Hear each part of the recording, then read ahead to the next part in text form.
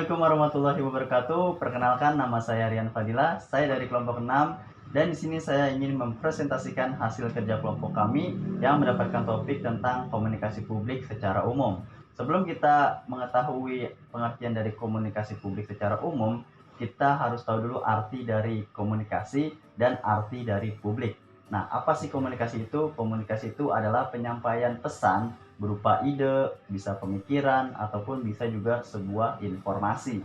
Dan apa sih arti dari publik? Publik adalah sekumpulan dua orang atau lebih.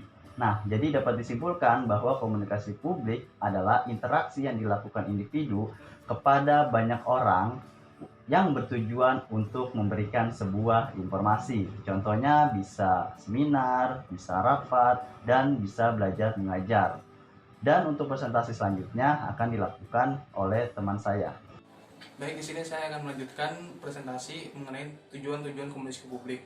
Tujuan utama komunikasi publik paling terutama sekali adalah memberikan informasi kepada masyarakat umum mengenai organisasi, misalnya aktivitas-aktivitas organisasi dan hasil produksi organisasi. Selain itu, komunikasi publik juga bertujuan untuk menjalin hubungan antar organisasi dengan masyarakat luar organisasi.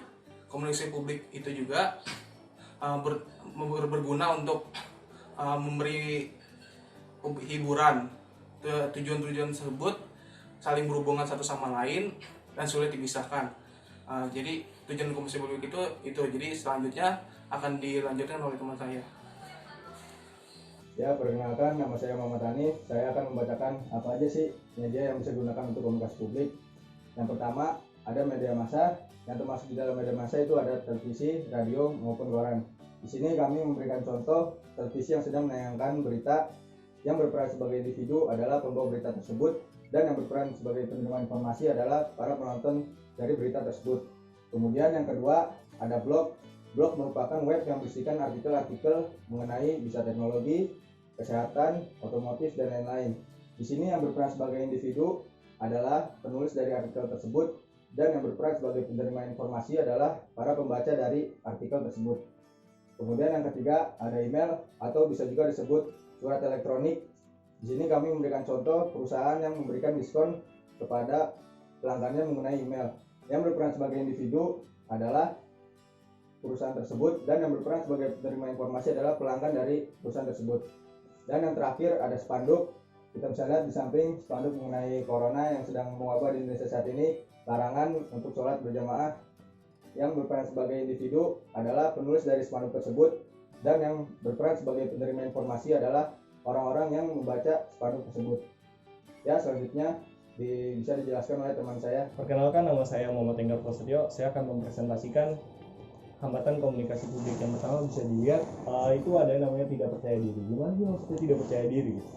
Ketika dia tidak percaya diri, dia mau melakukan suatu hal, contohnya seperti presentasi, dia itu tidak percaya diri karena apa? Dia tidak mempunyai dukungan dari orang lain atau dari orang tuanya, seperti itu sih. Nah, yang kedua juga belum terbiasa ketika dia ingin presentasi dan ingin memberitahukan informasi kepada orang lain. Dia itu belum terbiasa karena dia belum punya pengalaman untuk hal tersebut, seperti itu. Nah, yang ketiga juga bisa dilihat ada yang namanya kurang persiapan. Kurang persiapan itu gimana? Nah, contohnya kita ingin mempresentasikan apapun dari kita gitu kepada orang lain. Nah, dia belum mempelajarinya. Nah, itu dia akan kurang persiapan untuk menyampaikan materi tersebut kepada orang lain, seperti itu.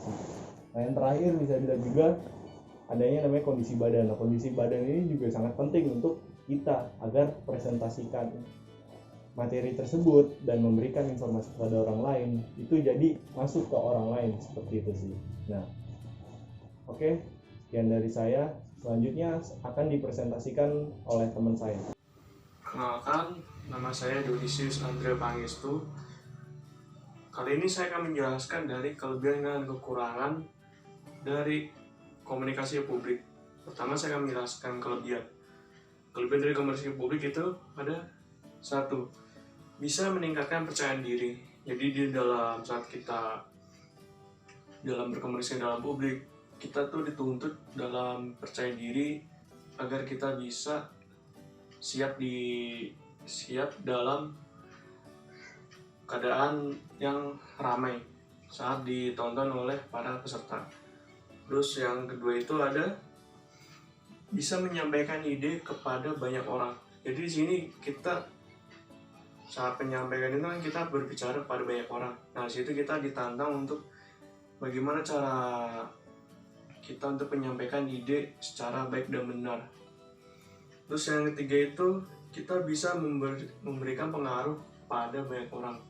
Jadi di situ nanti selain kita memberikan ide, kita harus memberikan pengaruh. Jadi bagaimana para peserta itu nanti bisa mengerti apa yang ingin kita sampaikan. Dan keempat itu kita bisa menjadi populer di kalangan tertentu. Nah, itu balik lagi ke yang dari sebelumnya, karena kita merasa percaya diri, kita pasti nantinya suatu saat nanti akan menjadi populer karena kita berani untuk tampil di hadapan banyak orang. Dan terakhir itu ada kita bisa menjadi pemimpin. Nah, pemimpin itu kan kita dilatih untuk mengatur banyak orang dan tampil di depan banyak orang. Nah, di situ nanti kita bisa suatu saat nanti kita bisa jadi pemimpin karena kita sudah terlatih untuk berbicara di hadapan banyak orang. Nah, tentu selain itu ada kekurangan dari komunikasi publik. Kekurangan dari komunikasi publik itu ada, pertama itu kita harus menyiapkan materi yang matang. Nah, apa sih yang matang?